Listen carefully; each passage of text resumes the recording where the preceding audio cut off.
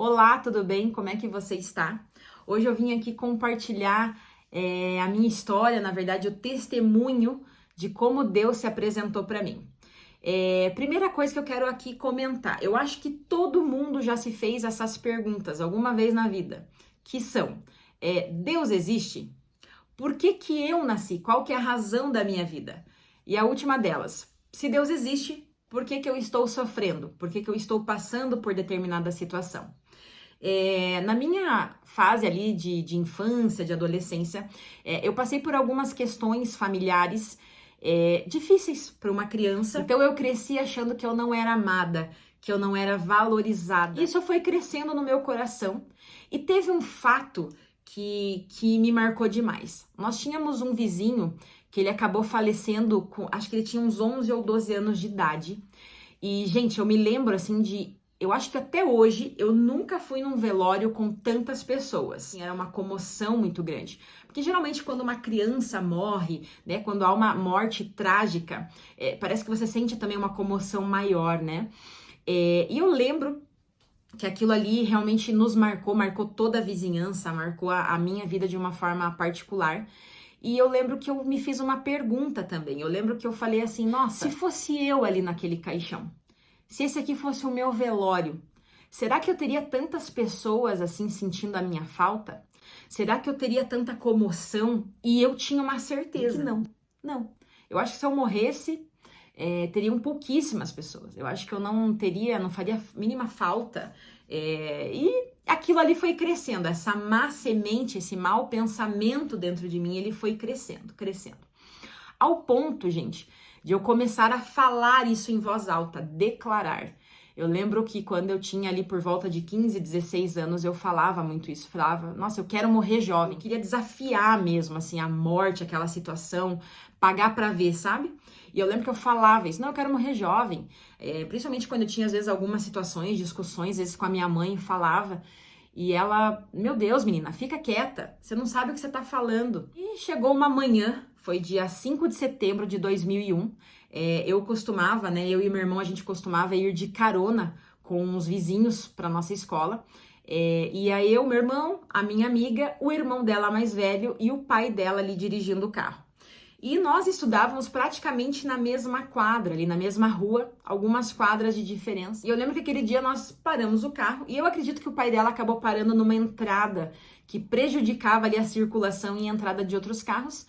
E por conta disso começou aquele buzinaço, né? O motorista de trás começou a buzinar muito. O irmão dela ali com aquela situação ficou nervoso, saiu do carro, foi tentar resolver a situação ali de uma forma mais acalorada.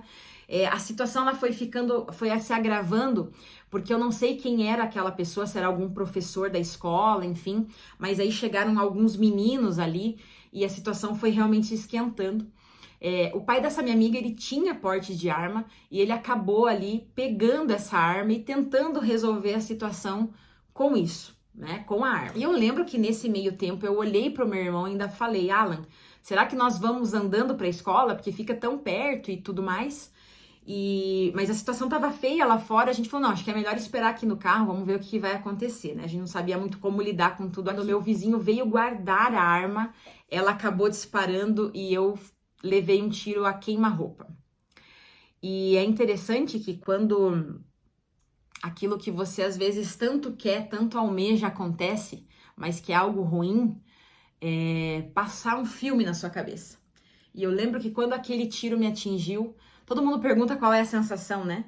É uma sensação assim, além do barulho, né? Daquele zumbido no ouvido, aquele cheiro mesmo de pólvora. Eu sentia como se estivesse derretendo tudo dentro de mim.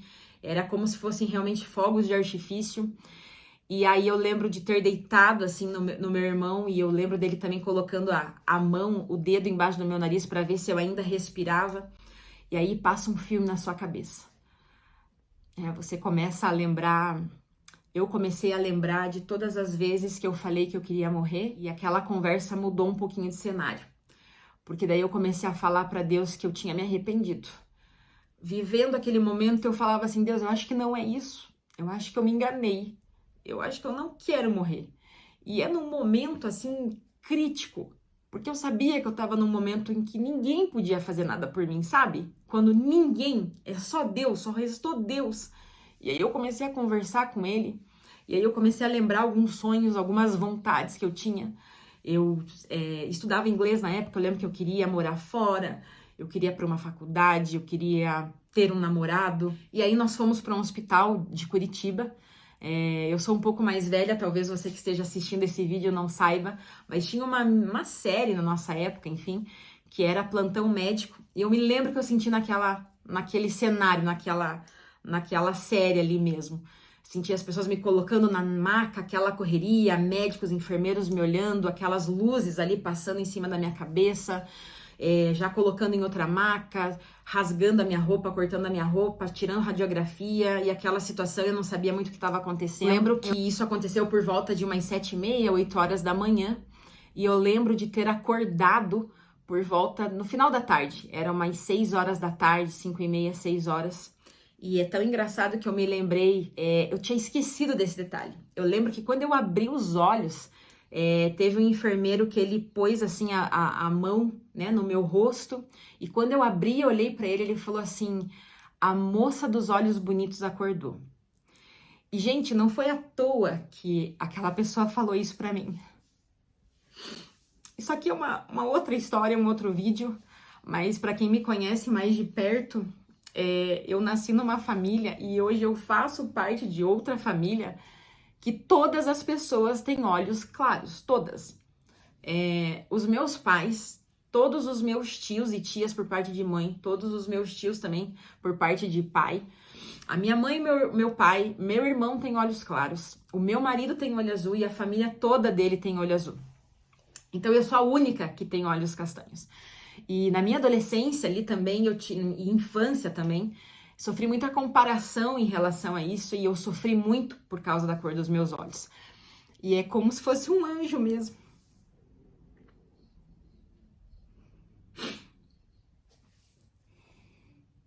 E eu lembro que eu, né, assim, tentei sorrir, mas eu tava cheia de canos, enfim, um para respirar, um na garganta, senti também um dreno saindo aqui do meu pulmão, enfim. E eu lembro que eu acordei e falei, bom, eu não morri. E eu lembro que eu olhei pro lado, assim, e tava chovendo uma garoa. E agradeci a Deus. Agradeci, falei, nossa, Deus, eu não morri. E aí, passado um tempo, nós depois fomos conversar com o médico que me operou. E foi muito engraçado, assim, porque ele olhou pra mim e ele falou assim, Liana, você acredita em Deus? Nunca vou esquecer dessa frase. Eu falei assim, acredito. Porque no fundo, gente, eu acreditava em Deus.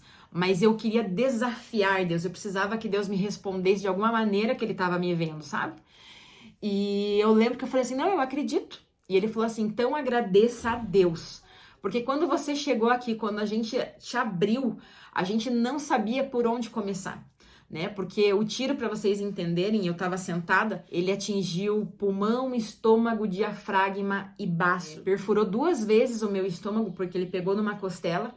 E além disso, ele passou do lado do meu coração, do lado da aorta, e ele parou exatamente, a bala parou exatamente na minha coluna, do lado da minha coluna.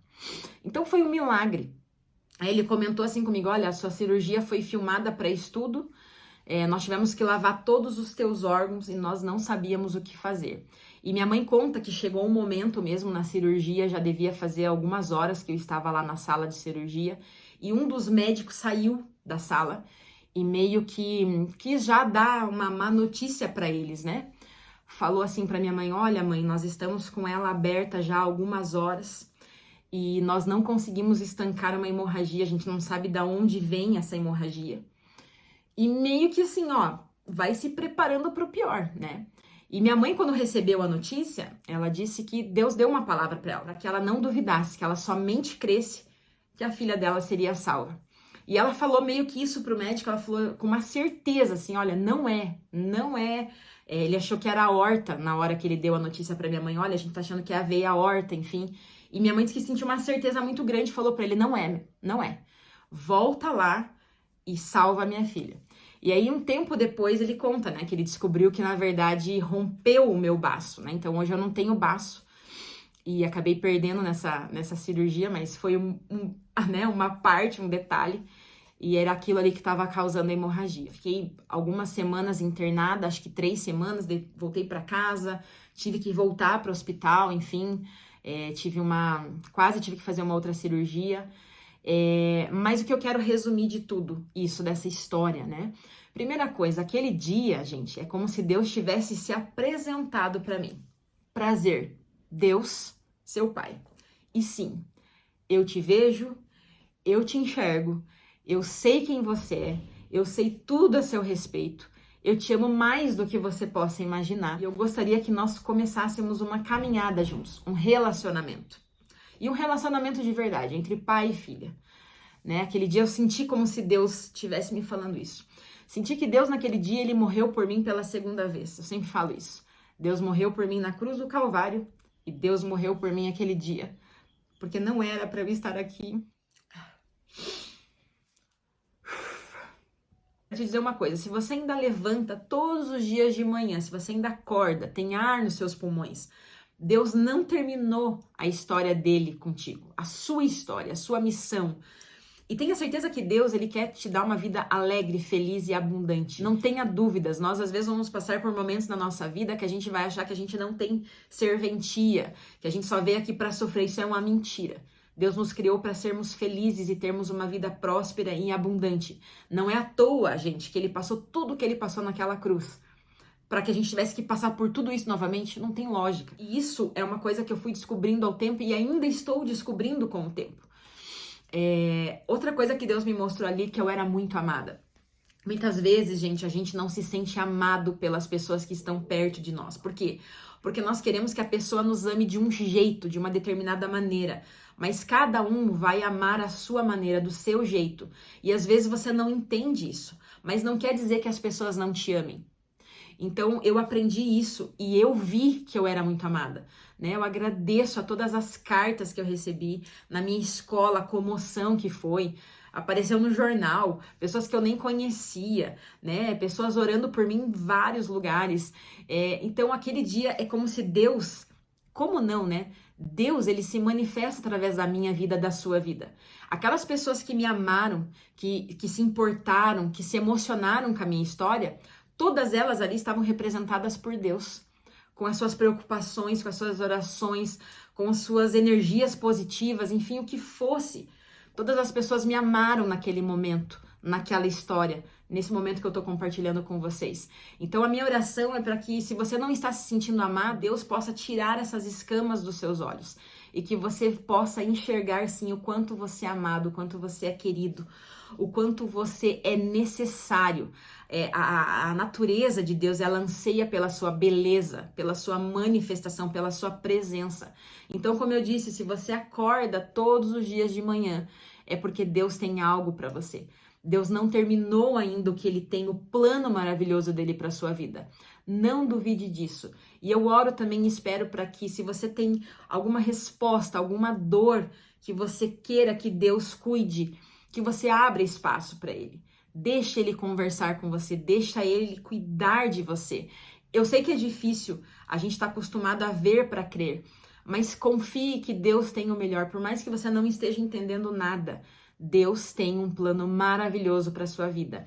E esse plano é muito melhor do que você pode imaginar, do que você pode sonhar. Não duvide disso. Um beijo para você, um beijo no seu coração e até a próxima.